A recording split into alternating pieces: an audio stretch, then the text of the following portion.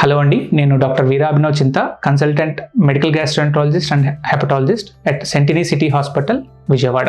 ఇవాళ మనం డిస్పెప్సియా గురించి మాట్లాడుకుందాం. డిస్పెప్సియా అంటే డిఫికల్టీ ఇన్ డైజెషన్. మనకి ఇండియాలో చూసుకుంటే ప్రతి 10 మందిలో 3 నుంచి 4కి ఈ సమస్యతో బాధపడుతూ ఉంటారు. ఈ డిస్పెప్సియా రావడానికి గల కారణాలు మల్టిపుల్ ఫ్యాక్టర్స్ అండి. ఒకటి, మన స్టమక్ లో ఉన్న ప్రాబ్లమ్స్, లైక్ స్టమక్ లో ప్రాబ్లమ్స్ కనుక తీసుకుంటే మనకి గ్యాస్ట్రైటిస్ ఉండటం కానీ, పెప్టిక్ అల్సర్ డిసీజ్ ఉండటం కానీ, ఎక్కువగా నొప్పి బిళ్ళలు వాడటం వల్ల కానీ ఈ డిస్పెప్సియా రావచ్చు. అలాగే ప్యాంక్రియాస్ లో ఇబ్బంది ఉన్నా, లివర్ లో ఇబ్బంది ఉన్నా, గాల్ బ్లాడర్ లో ఇబ్బంది ఉన్నా కానీ మనకి ఈ డిస్పెప్సియా యొక్క లక్షణాలు వస్తూ ఉంటాయి. అలాగే other systemic diseases like diabetes ఉన్న వారిలో కానీ, కార్డియాక్ ఇష్యూస్ ఉన్న వారిలో కానీ, అండ్ ఒక క్రానిక్ కిడ్నీ డిసీజ్ ఉన్న వారిలో కానీ, ప్రొలాంగ్డ్ గా స్టెరాయిడ్స్ యూస్ చేసిన వారిలో కూడా మనకి ఈ డిస్పెప్సియా సమస్య అనేది రావడానికి ఆస్కారం ఉంది. ఈ డిస్పెప్సియా యొక్క లక్షణాలు ఎలా ఉంటాయి అంటే ఎపిగాస్ట్రిక్ పెయిన్ అంటే కడుపులో నొప్పి, ఎపిగాస్ట్రిక్ బర్నింగ్ సెన్సేషన్ అంటే కడుపులో మంట, పోస్ట్ ప్రాండియల్ ఫుల్నెస్ అంటే కడుపు నిండుగా ఉండటము, అండ్ ఎర్లీ సెటైటీ కొద్దిగా తిన్నా గానీ కడుపు అంతా నిండిపోయినట్టుగా అనిపించటము, వికారము,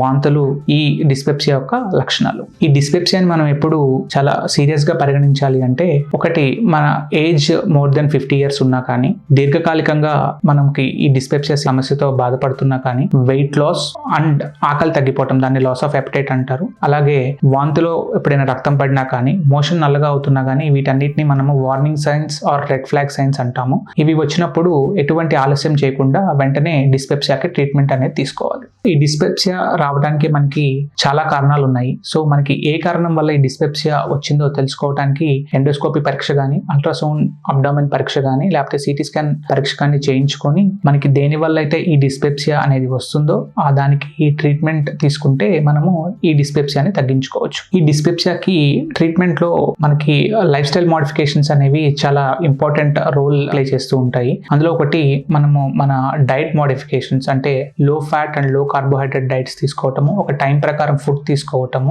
స్పైసీ ఫుడ్స్ ని అవాయిడ్ చేయటము, అలాగే ఆల్కహాల్ అండ్ స్మోకింగ్ ని అవాయిడ్ చేయటము, రెగ్యులర్ గా ఎక్సర్సైజెస్ అండ్ యోగా చేయటము, మెడిటేషన్ చేయటము, మనసును ప్రశాంతంగా ఉంచుకోవటంతో మనము ఈ డిస్పెప్సియా సమస్యను కొద్ది వరకు తగ్గించుకోవచ్చు. ఇంకా ఈ సమస్య నుంచి గనక ఇబ్బంది పడుతూ ఉంటే దగ్గరలో ఉన్న గ్యాస్ట్రాంట్రాలజిస్ట్ ని కలిసి మీరు ట్రీట్మెంట్ ని పొందవచ్చు. Thank you.